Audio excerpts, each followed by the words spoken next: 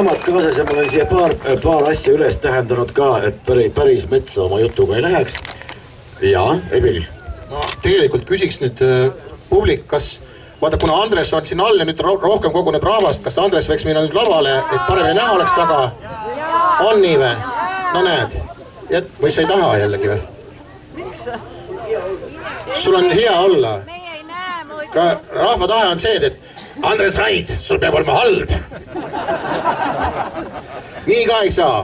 Aga tead mis, need, kes tagapool niimoodi alles sulavad sisse olukorda. Olge head, tulge natuke lähemale, siis saate näha. Andres on täitsa olemas ja minu meelest palju mõnusam on inimest näha nii-öelda nagu oma hulgas, eks ole? Okei.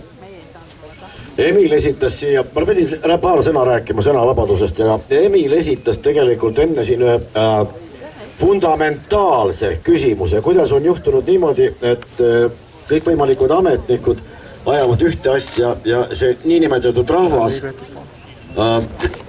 ei ole kuidagi moodi kaasatud vaatamata sellele, et sõnades kaasatakse kõiki ja kogu aeg ja kõikvõimalikud isegi õppekavade koostamised on läinud kuidagi kaasavaks, meditsiiniabi ja kõik muu, see on läinud kaasavaks, paraku on tegemist sõnadega. Sõnavabadusega on see seotud väga lihtsal moel, sellepärast et sõnadele ei ole enam tähendust ette nähtud. Igaüks võib neid võtta ja käituda sõnadega vabalt, nende tähendusega ümber käia, sõltumata sellest, mis nad tegelikult algselt tähendanud on, võivad nad ajas muutuda või neid võib õigemini ajas muuta täiesti suvaliselt. Emil küsis ka, et miks pärast on väga paljud üldse siit ära läinud ja ei kavatsegi tagasi tulla. Ja siin on üks väike faktor, mida ma enne oma pisikest mõtteavaldust tahan välja käia äkki. Mõtlete selle peale. Meil on olemas olnud kõikides riigikogudes sotsiaalkomisjonid. Nendel on liikmed olnud ja nendel on loomulikult olnud esimehed.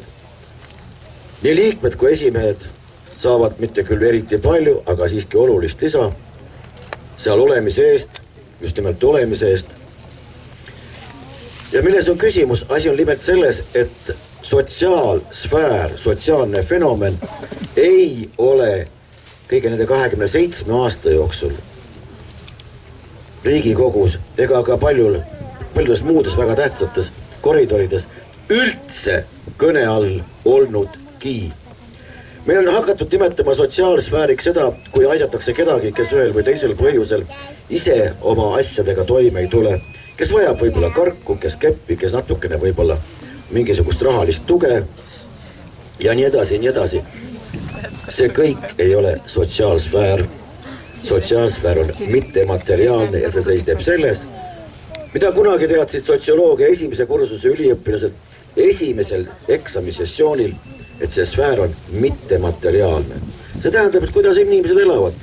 Kas sundsituatsioonis teed nii nagu ette nähtud, kuidas ette nähtud, millal ette nähtud, või valikusituatsioonis. Inimesel võimalik valida, kas ta teeb seda, teist või kolmandat, või jätab midagi hoopis tegemata ja teab päris kindlasti, et teda ei hakata selle eest kuidagi moodi taga kiusama.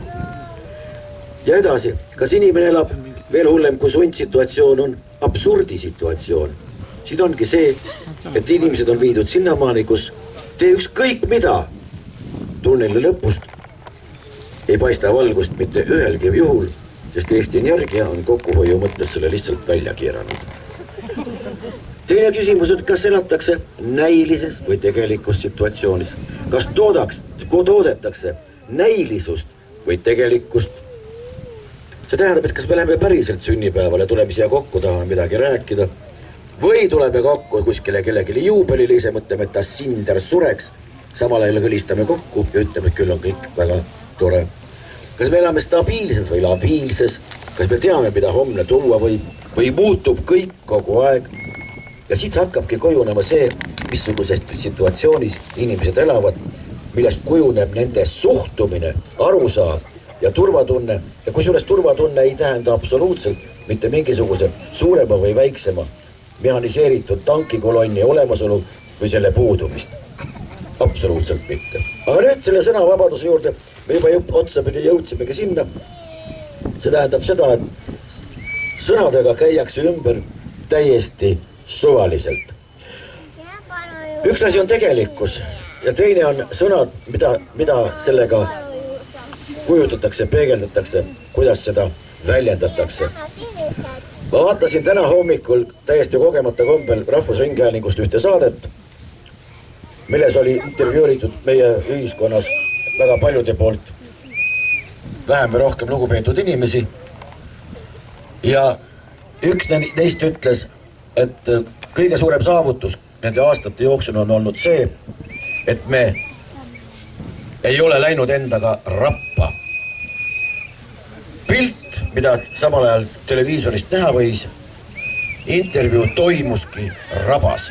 See tähendab, et üks asi on ülekantud tähendus, et teine asi on reaalne olukord, aga siin selle seltskonnale on tavaliselt ikka, ma räägin nüüd siin kohalolijatest, aga väga paljudel on olnud just see, et reaalsusega tegelda ei ole vaja, sest see ei rahulda, see ei sobi, see pole enam või ammu enam vastu võetav.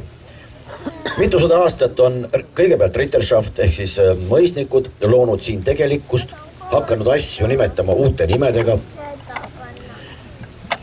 Nad on loonud meile müüte ja nendes müütides on kohalik rahvas suuresti kogu aeg elanud. Ja kui ei ole neid müüte loonud kellegi teise poolt, siis on neid loodud ise. Ja need olid sektid. Ja nüüd on sektide aeg otse kui läbi ususektid. Siin olid Hõlstid prohvet Maltsveti juhtimisel, siin olid Hernhuutrid ehk vennaskondade kogudused.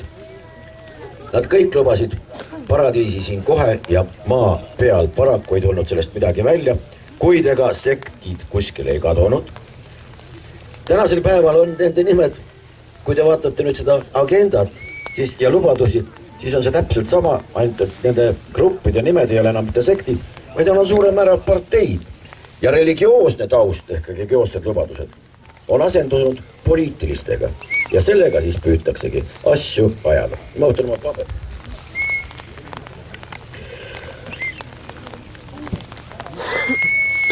Täpselt samamoodi on Eesti põhiväärtustega, millest kogu aeg räägitakse. Niipea me tahame saada seda sõna. Öelge see sõna meile vabalt välja, millest jutt on. Sellistel puhkudel jäetakse reeglina jänni, hakatakse rääkima midagi demokraatiast, räägitakse veel kõik võimalikest asjadest, aga jumala pärast mingitest väärtustest juttu ei olegi. Meil on kõik võimalikud programmid, tulevad valimised, jälle tulevad ja siis tulevad uued ja uued ja räägitakse kogu aeg mingitest väärtuspõhistest maailmavaadetest. Ma ei ole siiamaani ühtegi maailmavaadet ega ühtegi väärtuspõhist mingisugust eesmärki kuskil kohanud. Ette on nähtud tegevused, mingisugused poliitilised programmid, maailmavaade, mis põhineb tegelikult. Tartu Ülikoolis oli muide seminar, kus räägiti väärtuskasvatusest ja lõppude lõpuks ei selginudki, kus neid väärtusi kasvatatakse ja tegelikult ju inimene kas kujuneb mingite väärtuste kandjaks või mitte. Ja siis kristliku maailmavaate järgi, vähemalt üldinimliku vaatevinkli järgi on budistidega tegemist või kristlastega või on moslemitega.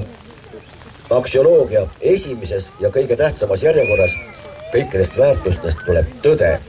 Meil räägitakse praegu tõe järgsest ühiskonnast. Siia me jõuamegi ja sõnavabadus kehtib kõikidele. Ja niipea, kui sa hakkad vaatama, et kas selle võimalust, selle teostamiseks ka kuidagi moodi on antud, siis pahatihti hakkab tulema välja, et ega ikka ei ole küll. Ja vale sõna võib küll vabalt kasutatud saada, kuid mainstream naerab ta reeglina välja. Enam ei ole võib-olla sellist represseerimist otsest, et pannakse kinni või juhtub veel midagi hullemat. Küll aga on eriti efektiivseks muutunud kõikide teisiti mõtlejate, teisiti ütlejate ja selgelte mõtete väljendajad ja neide tahtjaid hakatud lihtsalt naeru vääristama. Kus siis on tegelikult see kohaliku inimese eneseväärikus, millest eriti mitte midagi ei teatagi. Abituriendid näiteks ei tea enam, mida tähendab väärikus, labasus. Ja kui te vaatate eesti keeles neid sõnu, mis puudutavad moraali ja eetika valdkonda, labasus, rüütellikkus, ausus, valelikkus ja nii edasi, siis nende kasutus ei ole mitte vähenenud oluliselt, vaid on nulli lähedane. See tähendab, et kõigepealt kaob pärast seda kaob mõiste peast ja hetke pärast leiate ennast olukorrast, kus see võib-olla mõnele põlvkonnale vägagi omane, kas või see samane ausus, ei liiguta ega puuduta enam mitte kedagi. Veidi sumbuurne see sõnavõtt tuli, aga ma tahaksin lõpetada Märt Laarmanni 1930. aastal kirjutatud, see on, ma ei tea, ta võib-olla on novell või midagi taolist, igal juhul ta on avaldanud mõtteid, tegemist on Eesti ühe kunstnikuga, mõtlejaga, Eesti mõttelugu selles sarjas on see raamat avaldatud ja selle novelli või tema mõtteavalduste nimi on Ori rahvas. Kusjuures ori iseenesest, meile räägitakse sellest küll kogu aeg, aga kõige hullem on olla vaimselt ori. Aga mida kirjutab nüüd juba peaaegu 90 aastat tagasi Märt Laarmann. Olen eestlane, olen selle rahva liikmeid, kelle selgroost jutt käibki. Eestlase vaimne selgroog on kõver. Eestlased on ikka veel orirahvas. Kõnelda ka eestlastest kui orirahvast, see paistab lubamatult ketserlik. See näib vahest ebarahvuslik või riigi vastanegi. Aga seda näeb kõikjalt, kuhu avasilmi heitab pilk, kõikjalt paistab orjaküür. Eestlasest orjast kõneldas käin rahvuslike traditsioonide teed. Ei ole ju eestlastele armsamat pidukõnet ainet kui 700-aastane orjus. On kujunenud päris rahvuslikuks traditsiooniks, et sisemiseks tarvituseks, on eestlastel uhkustav praalimine, suurolek, tarkolek, eksportkaubaks ja välisinformatsiooniks, aga häbistav orjameel ja vastikuim lömitamine. Võõrastega läbikäimisel on see meie ainukeseks keeleks. Tuletage meelde uhket momenti.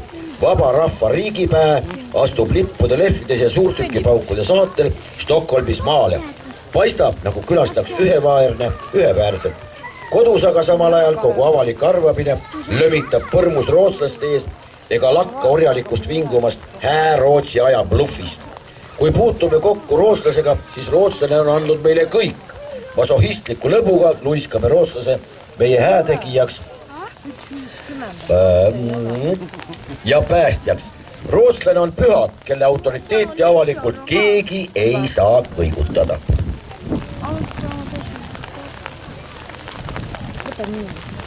Pisut veel kannatage ära.